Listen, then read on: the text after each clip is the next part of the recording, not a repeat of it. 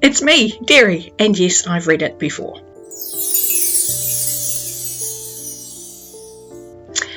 I have read before Robin Hobb's Forest Mage. Now this is book 2 of the Soldier Sun trilogy, and I was not its biggest fan when I read it the first time. I have decided to reread it basically because BookTube in general, I think, has made me a better reader. So going into this with fresh eyes, I'm very much hoping changes my opinion of the trilogy. My thoughts about the first book, Shaman's Crossing, were underwhelmed.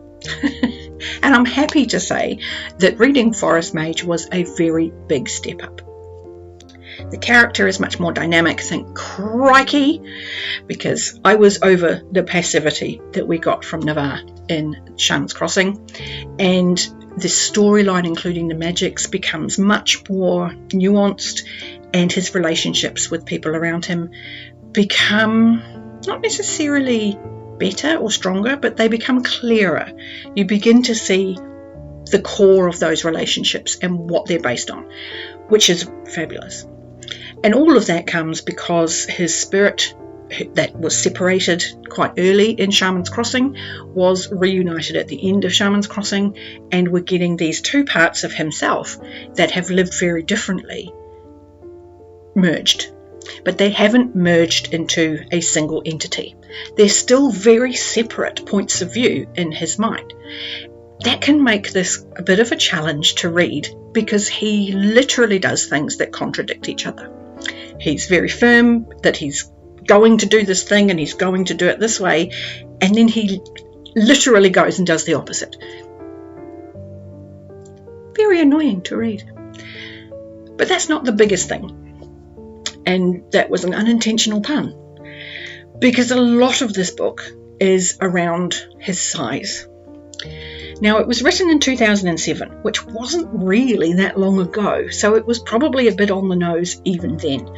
It hasn't aged well, and I'm not a writer. I don't create stories. I couldn't tell you how I would have fixed it, but I would hope, given the opportunity to rewrite, Robin Hobb would use a different method, because his weight in this book is a key element of the story, and it's quite a horrible thing to read because the fat shaming in this book is over the top, just over the top.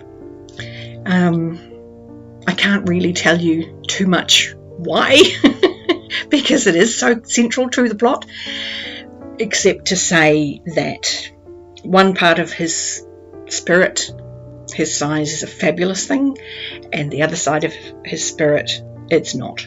And he lives in the culture where it's not.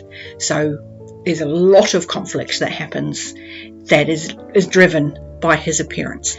We do get a return of some of the characters we liked in Shaman's Crossing. We have a new character show up who has had a very similar set of experiences as Navarre, and his name is Hitch. He's very interesting to read about. And we have an entirely new dynamic toward the end of the book, because Navarre has moved to the edge of the country that he lives in, on the border with this other culture.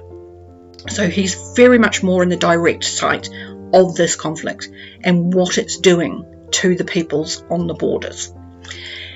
And that made it really interesting to read, that the writing remains Robin Hobb. The prose is exquisite. Some of the sentence structures, some of the ways that she expresses herself are they're just quietly beautiful. The trees were alive. They loomed over me. There were faces in their rumpled bark, not faces such as men had, but the faces of the trees themselves. They looked down upon me and I cowered. They were so full of knowing. They knew everything about me. Everything.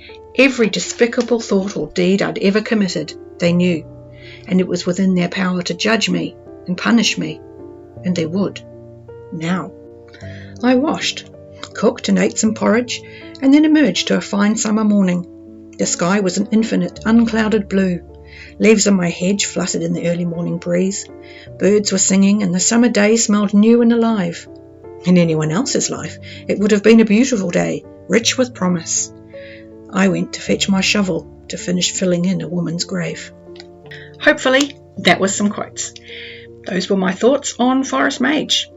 And remembering today, like, subscribe, comment, have you read this trilogy? With that, I'm going to love you and leave you. And I'll see you next time.